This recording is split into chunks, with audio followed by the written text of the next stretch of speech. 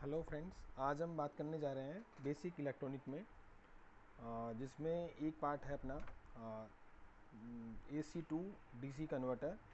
इसमें देखा जाए आजकल दैनिक जीवन में उपयोग होने वाले मोबाइल में जो चार्जर काम में लिया जाता है वो AC टू DC कन्वर्टर होता है, जो 220 को कन्वर्ट करता है 5 वोल्ट DC में।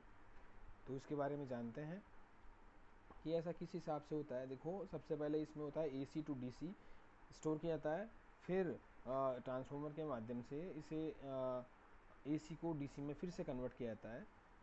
इसका जो वर्किंग है, ये जो अपना इनपुट है इसका 220 है, 50 हर्ट्ज, आउटपुट 5 वोल्ट 2 एम्पियर।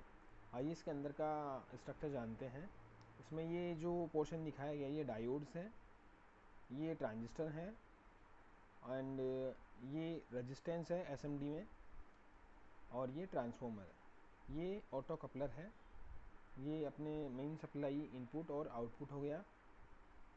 इसके अलावा अगर देखा जाए ये बेसिक इलेक्ट्रॉनिक के ही एक पार्ट होते हैं। इनमें देखा जाए तो इसका ये डायग्राम है, लेआउट डायग्राम है जिसे समझते हैं। ये रेजिस्टेंस है जिन्हें कलर कोड के आधार पर पहचाना जाता है। ये 1 ओम से 10 ओम के लिए लगाई जाती है हाफ क्वार्टर में। इसका काम अधिक एम्पियर होने पे ये फ्यूज़ करप्ट हो जाना, यानी फ्यूज़ की दिवाती काम करती है ये। और ये है अपना डायोड, ब्रिज रेक्टिफायर, ये अपना फ़िल्टर है, कैपेसिटर। इस पूरे सेक्शन को AC टू DC कन्वर्टर बोलते हैं। ये ऑसिलेटर है, एंड इसके अलावा जो ये काम करता है ऑसिलेटर, ये DC को AC में कन्वर्ट करने के लिए काम में लिया गया है। इसमें जो ट्रांजिस्टर है 5850 है और दूसरा 13001 है। इसमें एमीटर बेस कलेक्टर है, वो बेस फर्स्ट पिन पे है। ये जीनर डायोड है जो कि फिक्स वोल्टेज के लिए लगाया जाता है 4148। ये कैपेसिटर है जो बाइसिंग करवाता है, और ये सेक्शन है जो ट्रांसफार्मर की वाइंडिंग को बाइसिंग करने में महत्व है। ये अपना ट्रांसफार्मर है जिसकी प्राइमरी और सेकेंडरी और ऑक्सिलरी वाइंडिंग है। इसमें देखो फ्रेंड्स, इसमें जो आपको बताने की बात है कि मेन यहीं पे आप लोगों को पता चलेगा कि ट्रांसफार्मर की तीनों वाइंडिंग का क्या काम है और ये कैसे काम करती है। ठीक है, जो प्राइमरी वाइंडिंग है इसमें ट्रांजिस्टर के माध्यम से जो DC स्टोर हुआ है, उसे AC में कन्वर्ट कर किया जाता है ट्रांजिस्टर के माध्यम से।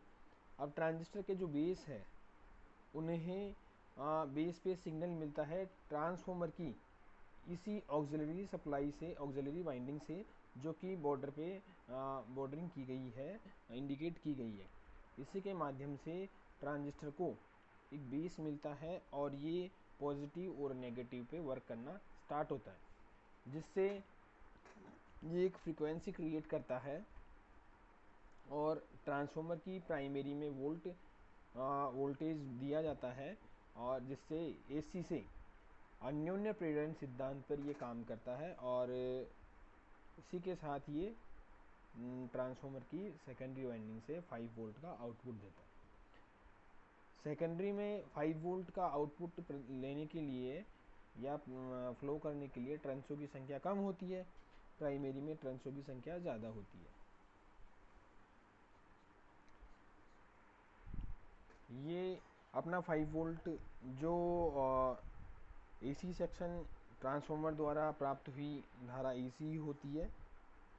ठीक है, तो डायोड द्वारा इसे AC को DC में कन्वर्ट किया जाता है, और एक कैपेसिटर द्वारा इसे फ़िल्टर किया जाता है 5 वोल्ट। और जैसे 5 वोल्ट की रिक्वायरमेंट हो तो कैपेसिटर हमेशा डबल मान का या डबल वोल्ट का लिया जाता है। जैसे 5 वोल्ट का हो तो 10 वोल्ट का, 16 वोल्ट का हो तो 32 वोल्ट का, 25 वोल्ट का हो तो 50 वोल्ट का रिक्वायरमेंट के अकॉर्डिंग काम में लिया जाता है, ताकि वोल्ट बढ़ने पे उस कैपेसिटर को कोई नुकसान ना हो। इसके अलावा इसमें इंडिकेट के लिए LED लगाया गया है, और उसके श्रेणी क्रम में रेजिस्टेंस लगाया गया है 100 ओम का SMD। ये इंडिकेट करता है, और आउटपुट में जो अपने को DC मिलता है वो पॉजिटिव नेगेटिव मिलता है। इसमें ये एक पार्ट है ऑटो कपलर, ये ऑटो कपलर क्या काम करता है, ये फीडबैक का काम करता है। इसमें फोटो डायोड होता है और एक आईआर रिसीवर होता है, जिसके माध्यम से फोटो डायोड का काम ये है कि ये जो है फीडबैक देने का काम करता है। मीन्स अगर आगे का वोल्टेज बढ़ रहा है, यानी कि 5 वोल्ट से 6 वोल्ट हो रहा है, तो ये प्रॉपर वोल्ट बनाए रखता है या सप्लाई को रोकने का काम करता है, ताकि यूज़ किया हुआ सप्लाई चाहे मोबाइल में हो या और कहीं भी हो कोई नुकसान ना पहुंचाए। इसे बोलते हैं ऑटो कपलर। ये प्राइमरी और सेकेंडरी को जोड़ने का काम करता है। ये है अपना एनटीसी, कैपेसिटर टाइप से होता है। ये भी प्राइमरी और सेकेंडरी को जोड़ने का काम करता है और प्रोटेक्शन का काम करता है, फ्री इलेक्ट्रॉनों को घुमाने का काम करता है। अब देखो इसका वर्किंग देखते हैं। इसमें देखो ये जो ब्लू कलर का है पॉजिटिव है और ग्रीन नेगेटिव है। जैसे जैसे यहाँ से देखो इसी वे आ रहा है, डायोड के माध्यम से ये कन्वर्ट होने पे, फिर से डायोड के माध्यम से इसमें कन्वर्ट होने पे, जैसा कि साइन वेव में दिखाई दे रहा है आप लोगों को, ये हाफ साइकिल हो रहा है और कैपेसिटर द्वारा ये साइकिल देखो शुद्ध डीसी में कन्वर्ट हो रहा है, ताकि 220 से ये जो डीसी स्टोर होगा वो 300 के आसपास स्टोर होगा। अब 300 वोल्ट को स्टोर डीसी को तोड़ने का काम या फ्रीक्वेंसी बनाने का काम ट्रांजिस्टर करते हैं, जो कि सेम टू सेम फ्रीक्वेंसी बनाएंगे, यानी कि पॉजिटिव और नेगेटिव। क्यों बनाते हैं ऐसा, ताकि ट्रांसफार्मर की प्राइमरी वाइंडिंग को ऑपरेट कर सके। इससे ट्रांसफार्मर की प्राइमरी वाइंडिंग ऑपरेट होगी और ये वर्किंग करना स्टार्ट करता है। इसके अलावा इसमें जो सेकेंडरी है, इससे वोल्ट बनना स्टार्ट होगा। सेकेंडरी में 5 वोल्ट बनेगा और आपका आउटपुट देना स्टार्ट करता है। अब जाने कि एसएमपीएस सप्लाई क्यों अपनाई गई, तो इसका कारण देखना।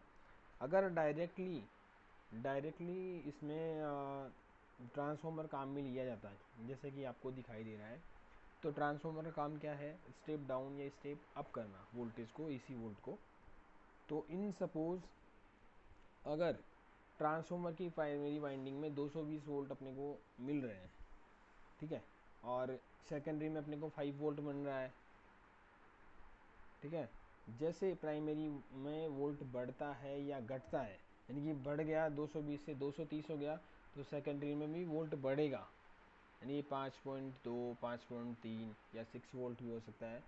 तो ये एक अनस्टेबल टाइप से हो जाता है, जो कि ओल्ड मोबाइल थे, पुराने मोबाइल थे, उनमें काम में लिया जाता था, ठीक है।